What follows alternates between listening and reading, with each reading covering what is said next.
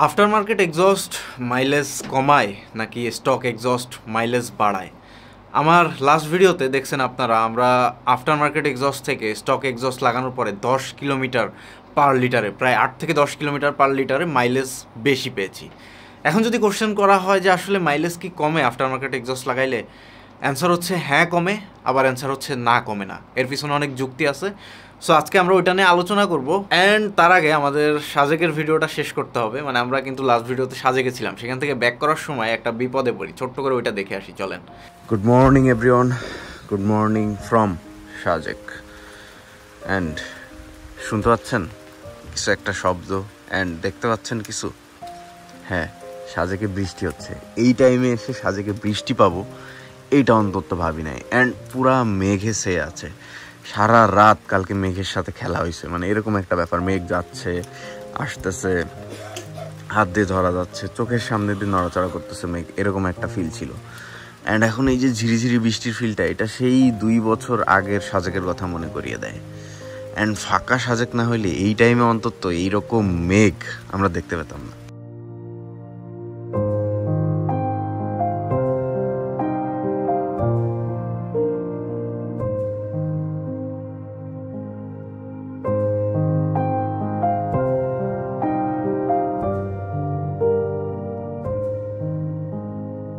Situation হঠাৎ করে আরো অনেক বেশি খারাপ হয়ে গেল। এখন তো এই যে সামনের যে গাছ, এটার পাতা টাতাও দেখা যাচ্ছে না, এত পরিমাণে মেঘ হয়েছে। ও, এটা কিন্তু কুয়াশা ভেবে মোটেও ভুল করা যাবে না, কারণ এখন মোটেও শীতকাল নাই, পুরাটাই একদম গরম। ঢাকাতে এখন 40 ডিগ্রি চলতেছে।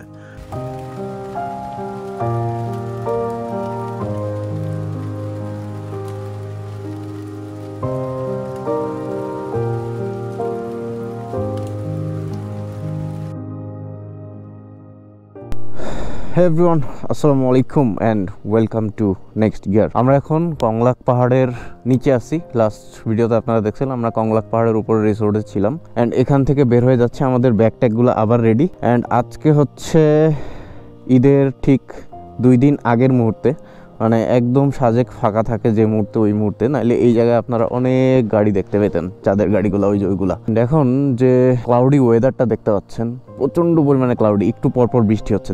দেখেন আমাদের বাইকগুলা কিন্তু ভেজা আছে, এই যে ফুল ভেজা আছে। এখন সময় হচ্ছে ঠিক 2:48। আর এটা স্কোয়াড আমাদের ধরার কথা ছিল, বাট বৃষ্টির কারণে একটু দেরি হয়ে গেল। এখানে একটু ভয় থাকতে হয় অলওয়েজ, মানে স্কোয়াড মিস করলে যেতে দিতে চায় না, কারণ এখন জানেন যে পাহাড়ের অবস্থা খুব একটা ভালো নাই। এই কারণে এই সমস্যাগুলা করে। আর্মিদের উপরে আসলে অনেক দায়িত্ব থাকে, যদি কারোর কোনো কিছু ক্ষতি হয়ে যায় তাহলে জবাবদিহিতা হয়তো তাদেরকেই করতে হয়। আর এখন যে ওয়েদারটা দেখতে পাচ্ছেন, পুরা মেঘলা, কুয়াশা ভেবে মোটেও ভুল করেন না, কারণ এখন শীতকালের কোনো অস্তিত্ব নাই। সো কুয়াশা হওয়ারও কোনো চান্সেস নাই। অ্যান্ড কংলাক পাহাড়ে থাকার কারণে একদম মেঘের সাথে বসবাস করছি এরকম বলতে পারেন। জাস্ট মেঘ রুমের ভিতরে চলে আসছে। হঠাৎ ঘুম থেকে তাকায় দেখি ধোয়া ধোয়া হয়ে গেছে। কি রে ভাই, কি হলো? পরে বাইরে তাকায় দেখি আরে মেঘ, বাবারে বাবা। এখন যে দুপুর, এটা বোঝার কোনো ওয়ে নাই। আর ওয়েদার এরকম খারাপ থাকলে ক্যামেরার কোয়ালিটি খুব বাজে হয়ে যায়। লাইট না থাকলে গোপ্রো ফোন কোনোটাই ভালোভাবে কাজ করে না।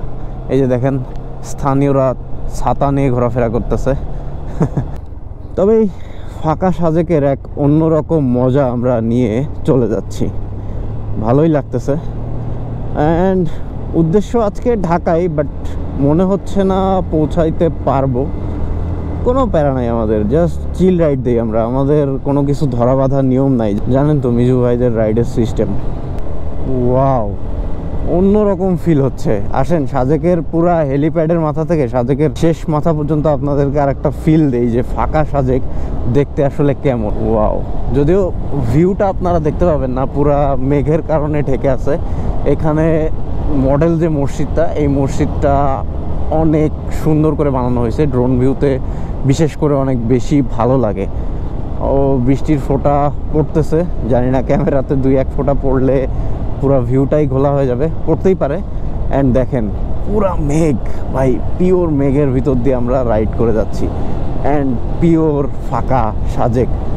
সাজেক কিন্তু বেশ ভালোই লং। আমরা একদম উপর থেকে আস্তে আস্তে আস্তে আস্তে আস্তে নিচের দিকে যাচ্ছি। এখন যে জায়গাটা আছি সাজেকের, এটার নাম হচ্ছে রুইলুই পাড়া।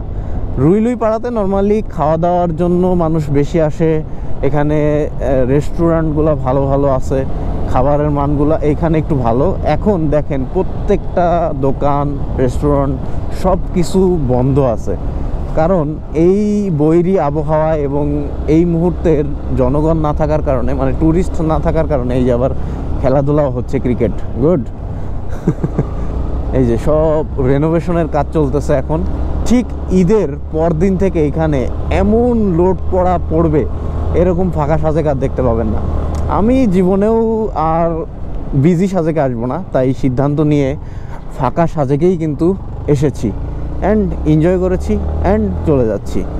আমার আসলে মানুষজন পছন্দ না, তবে এই সময় আসলে আপনাকে কয়েকটা জিনিস কনসিডার করতে হবে। এক হচ্ছে সব হোটেলগুলো খোলা পাবেন না, খাওয়া দাওয়া এমনিতেই সাজেকে ভালো না, আপনি যে টাইমে আসেন না কেন খাওয়া দাওয়া অতিরিক্ত প্রাইসি এবং খেয়েও আপনি একটু মজা পাবেন না। এই হচ্ছে সাজেকের প্রথম সমস্যা। বাকি সব কিছুই আপনি পাবেন, প্রকৃতি সুন্দর পাবেন। আর যদি আপনি একা একা ট্রাভেল করতে না পছন্দ করেন, যে মানে লোকজন লাগবে আপনার অনেক, তাহলে আপনাকে সাথে করে লোকজন নিয়ে আসতে হবে। ওয়ালাইকুম সালাম। ওই যে বৃষ্টি হচ্ছিল না, কংলাকের উপরে ছিলাম, নামতে পারি নাই ভাইয়া।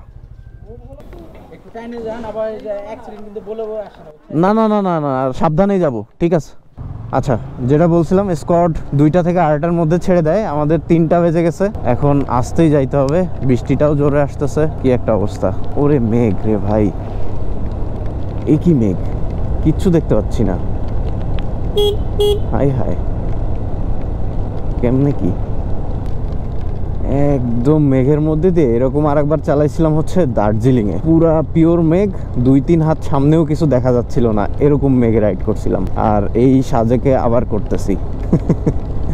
যাই হোক, বৃষ্টি হচ্ছে, গোপ্রোটা একটু খুলে ফেলতে হবে অ্যান্ড এই ঝিরিঝিরি বৃষ্টিতে আমাদেরকে এগিয়ে যেতে হবে, কারণ শুনলেন তো যে বলছে আমরা স্কট থেকে লেট করে ফেলছি।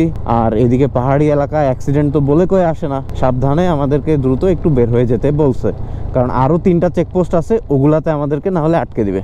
আচ্ছা, বৃষ্টি হওয়াতে একটু মাটি টাটি পড়ছে, খুব স্লিপারি এরিয়া, এই জন্য একদম আস্তে আস্তে নেমে যাচ্ছি, ইঞ্জিন ব্রেক এবং ব্রেক যৌথ উদ্যোগে। সো এই যে বৃষ্টি শুরু হয় অ্যান্ড এই বৃষ্টিটা আর থামে না। আমরা চিটাগং হাইওয়ে যাওয়া পর্যন্ত টিপ টিপ এই বৃষ্টি পড়তে থাকে অ্যান্ড আমরা গোপ্রো আর লাগাইতে পারি না। অ্যান্ড চিটাগং হাইওয়েতে আসার পরে রাত হয়ে যায়। সো ঢাকা চিটাগং হাইওয়ে রাতের বেলা আর দেখার কিছু থাকে না, এই কারণে আমরা ওইটা আর দেখাই না। অ্যান্ড নাও আমরা ঢাকাতে পৌঁছে গেছি। ঢাকাতে ওই দিন আমরা রাত 12টার মধ্যেই পৌঁছে গেছি সেফলি। রাত 12টা বলা যায় না, 11:30টার মধ্যে পৌঁছে গেছি, অনেক দ্রুত পৌঁছে গেছি। আর তো এই হচ্ছে আমাদের সাজেকের জার্নিটা ছিল, এবং বিপদটা ছিল ওইটাই, বৃষ্টির কারণে আমাদের ভালো পরিমাণে ভিজতে হয় এবং দেখছেন কি পরিমাণ হ্যাসেল হয়েছে, এই আর কি। তবে এনজয় হয়েছে অনেক। এখন আসেন, আমাদের আফটার মার্কেট এক্সস্ট লাগানোর ফলে আমার বাইকের মাইলেজ কেন কমে গেল সেইটা এক্সপ্লেন করব। তার আগে আপনাদের বলি যে আমি যে এক্সস্টটা লাগিয়েছিলাম এটাতে ডিবি কিলার লাগিয়েছিলাম। Normally after market exhaust free flow করার জন্য মানুষ আফটার মার্কেট এক্সস্ট ইনস্টল করে, বাট আমার হচ্ছে আমি সাউন্ড পছন্দ করি, একটা স্মুথ সাউন্ড পছন্দ করি, তাই আফটার মার্কেট এক্সস্ট ইনস্টল করি। ফ্রি ফ্লো যে এক্সস্টের সাউন্ডটা থাকে ওইটা অনেক বেশি সাউন্ড থাকে, সাউন্ড কমানোর জন্য আমাদের ডিবি কিলার ইনস্টল করতে হয়। সেক্ষেত্রে ফার্স্টে আমি আমার এক্সস্টে একটা ডিবি কিলার ইনস্টল করি। আপনারা দেখছিলেন যখন আমি ইনস্টল করছিলাম তখন সাউন্ডটা একটু লাউডার ছিল, আমি যেরকম চাচ্ছিলাম ওরকম হচ্ছিল না। মানে আমি চাই না যে অনেক বেশি সাউন্ড হোক, আমার সাউন্ডের কারণে কেউ বিরক্ত হোক, এটা আমি মোটেও চাই না। আমি অলওয়েজ চাই আমার একটা সন্তুষ্টি থাকুক, তার সাথে সাথে অন্য কেউ যখন শুনবে তারও যেন ভালো লাগে, শ্রুতি মধুর হয় সাউন্ডটা। মানে কি বলবো, যে অনেকে লাগায় না 2-1 হাজার টাকা দামের এক্সস্ট, একদম বোম ব্লাস্টিং সাউন্ড হয়, গেল পুরা এরিয়া জানান দিয়ে গেল। এটা আমার উদ্দেশ্য না।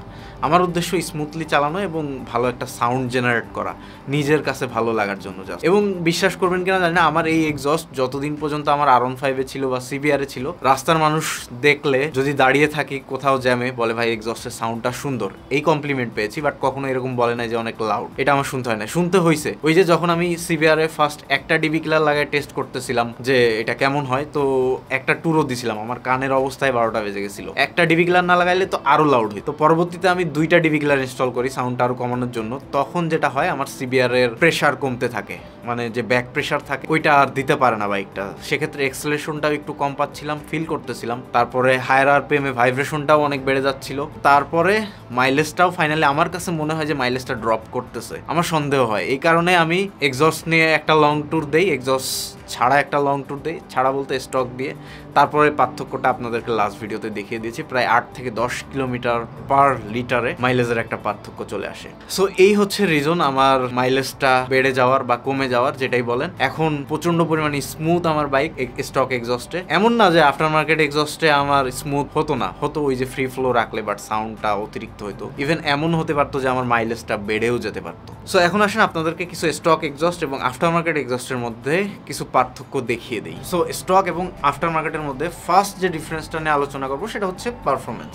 স্টক এক্সস্ট সবসময় একটা এভারেজ রাইডার অথবা এভারেজ ড্রাইভারের জন্য প্রস্তুত করা হয়। এভারেজ কেন বললাম? কারণ স্টকের সবসময় উদ্দেশ্য থাকে যে এটা কতটা নয়েজ রিডাকশন করা যায় এবং কতটা ইমিশন বাড়ানো যায়, মানে পরিবেশের জন্য কতটা ভালো করা যায়, এই দুইটার উপরে বেশি ফোকাস করা হয়। অপরদিকে আফটার মার্কেট এক্সস্ট সম্পূর্ণ ডিফারেন্ট। এটা টোটালি পারফরমেন্সের উপরে ডিপেন্ড করে। এটা ফ্রি ফ্লো হওয়ার কারণে এয়ার ফ্লোটা বেশি হয়, তারপরে ওভারঅল পারফরমেন্সটা বৃদ্ধি করে, আপনার হর্স পাওয়ারটা বৃদ্ধি করে, কিছু ক্ষেত্রে ফিউলও অনেকটা সেভ করে এবং সেই সাথে সাথে টোটাল পারফরমেন্সে একটা আপগ্রেড এনে দেয়। সো এই পারফরমেন্স আপগ্রেড টোটালি হয়ে গেলেও আপনার কিন্তু সাউন্ডের কোনো নিয়ন্ত্রণ এটাতে থাকে না খুব একটা। সো এবার আসি ম্যাটেরিয়াল এবং ডিউরেবিলিটির ক্ষেত্রে। এক্ষেত্রে স্টক এক্সস্টে আপনার ম্যাটেরিয়াল যেটা ইউজ করা হয় এটা হচ্ছে মিল্ড স্টিল, যাতে অ্যাফোর্ডেবল হয়, মানে কস্ট কাটিং করা যায়। এটা স্টেবল, অনেক দিন যায়, বাট তার তুলনায় আফটার মার্কেট এক্সস্ট বেশি দিন স্থায়ী হয়। আর তবে কস্ট কাটিং করে না আফটার মার্কেট এক্সস্টে। ডিউরেবল বেশি, সেই সাথে সাথে কস্টটা বেশি। বাট স্টক এক্সস্টে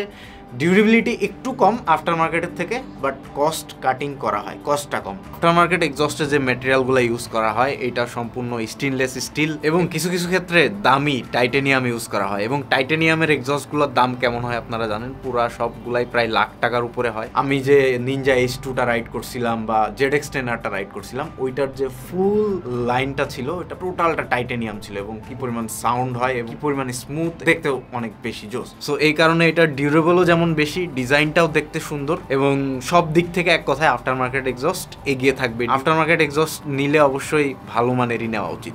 এখন যদি আমরা কাস্টমাইজেশনের পার্থক্যে আসি, তাহলে স্টক এক্সস্টে বুঝতে পারতেছেন, স্টক মানে স্টক। এখানে কাস্টমাইজেশনের অপশন খুবই সীমিত।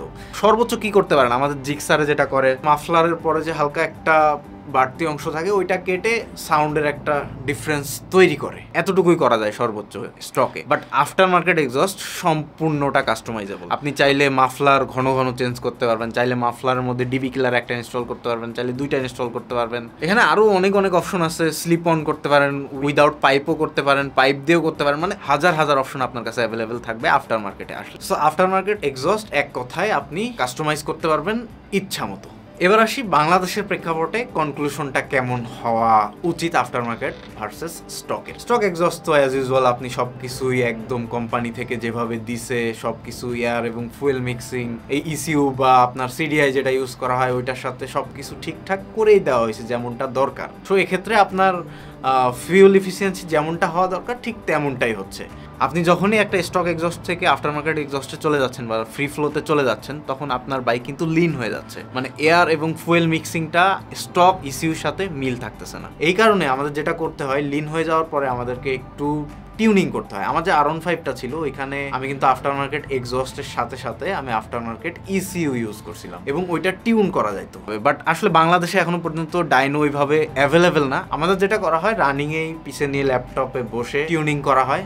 যদিও এটা কতটুকু ইফেক্টিভ আমি জানি না, তারপরেও আমারটা মোটামুটি পর্যায়ের একটা ছিল। প্রপার ওয়েতে ওটা আসলে হয় না, একটু কষ্ট হয়ে যায় এই আর। তো কনক্লুশন হচ্ছে এটাই, বাংলাদেশে আপনি এক্সস্ট ইউজ করতে হলে একদম ফুলফিল সব জিনিসটা পাবেন না, আপনার একটু কনসিডার করে ইউজ করতে হবে। আমার টিউনিংটা ওইভাবে ভালোভাবে করার অপশন নাই, বা শুধু যদি এক্সস্ট ইউজ করেন, ইসিউ ইউজ করতেছেন স্টক, সেক্ষেত্রেও আপনি পারফরমেন্স আশা করলে হবে না। আপনি অন্য কোনো কান্ট্রিতে থাকলে হয়তো ডাইনোর মাধ্যমে পুরা কনফিগারেশন করে নিতে পারতেন, air mixing, fuel mixing, performance কতটুকু চান আপনার, সব কিছু মানে কাস্টমাইজ করা যায় এই আর কি। এবার আসেন যে আফটার মার্কেট এক্সস্ট ইউজ করলে ইঞ্জিন কোনো রকম ড্যামেজ হয় নাকি। একদম ফার্স্ট অ্যান্সার হচ্ছে না, ইঞ্জিনের কোনো রকম ড্যামেজ হয় না। বাট ওই যে আপনি এক্সট্রিম কোনো কিছু যদি করে ফেলেন তাহলে হয়তো হতে পারে, বাট সেটা তাও অনেক দিন লাগবে। একবারে যে 5000 কিলোমিটার 10,000 কিলোমিটার আপনার ইঞ্জিন নষ্ট হয়ে যাবে এরকম কোনো ব্যাপার নাই এক্সস্ট ইনস্টলেশনের ক্ষেত্রে। এই ব্যাপার হচ্ছে এইটাই, মানে ভয়ের কোনো কারণ নাই।